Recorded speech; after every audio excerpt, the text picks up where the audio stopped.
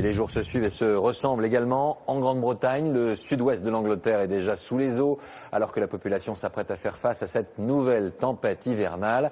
Avec dans ces nuages un mois de précipitations. La Tamise devrait d'ailleurs atteindre son plus haut niveau depuis 60 ans. Loïc Delamornay, Thomas Donzel.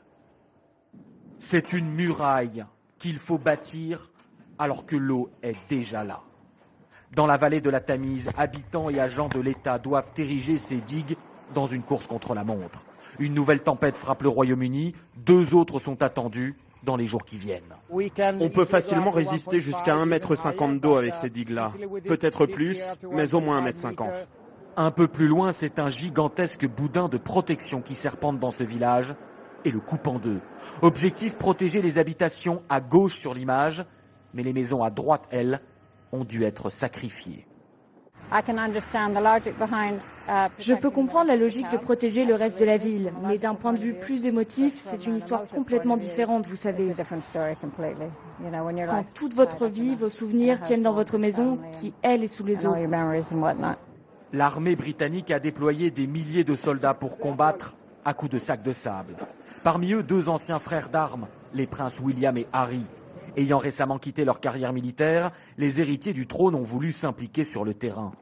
Des avions de reconnaissance de la Royal Air Force, mais aussi des satellites spatiaux ont été mis à contribution. Sur ces images, on voit bien, avant et après, l'étendue des inondations. Difficile d'imaginer que sous ces kilomètres d'affilée d'eau qui ressemblent à une mer, se trouvent des champs, des routes, des maisons.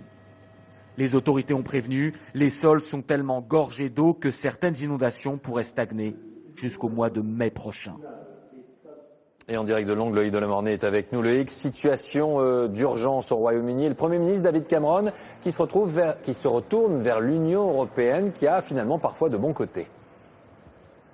Oui, Laurent, c'est une situation, allez, on va dire embarrassante pour David Cameron, qui ne manque jamais une occasion de critiquer l'Europe. Le Premier ministre britannique a effectivement demandé l'aide de Bruxelles, qui dispose d'un fonds spécial pour ce genre de catastrophe. 120 millions d'euros pourraient être versés à Londres. Mais dans le même temps, vous le savez, David Cameron a répété qu'il allait organiser un référendum d'ici 2017 pour demander aux Britanniques s'ils voulaient rester ou quitter l'Union européenne. Alors, il faut savoir que cette demande d'aide a généré une véritable foire d'empoigne au sein même du gouvernement britannique. Certains ministres ne voulant absolument pas demander d'aide à Bruxelles pour ne pas être en porte-à-faux, alors que d'autres disaient qu'il fallait être pragmatique et dépasser toutes ces querelles politiciennes. En tout cas, une chose est sûre, si Londres reçoit bien de l'argent, l'Union européenne saura se rappeler au bon souvenir des Anglais le moment venu.